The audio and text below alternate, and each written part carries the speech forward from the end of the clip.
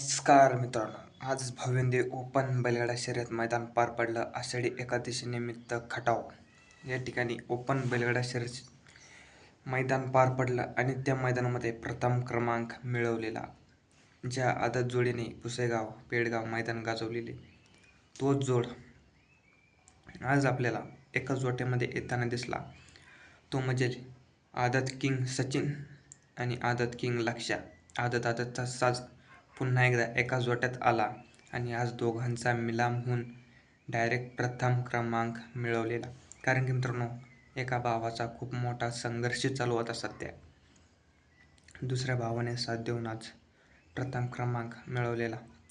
असो मित्रांनो, शुभेच्छा सचिन व लक्ष्याला. आज बकासूरची सीमेला हार झाली.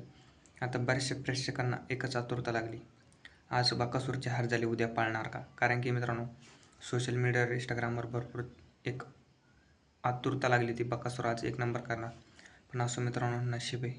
कारण की आज ज्या खोंडाने गुलाल मिळवला तो सुद्धा चर्चेत येईल. आणि आता बकासूर उद्या पळणार का आदतमध्ये? कारण की मित्रांनो, आपल्यापर्यंत आतापर्यंत कोणतीही काही अपडेट आलेली नाही. कारण की मित्रांनो, जशी अपडेट येईल तशी तुमच्यापर्यंत नक्की पोहोचणार.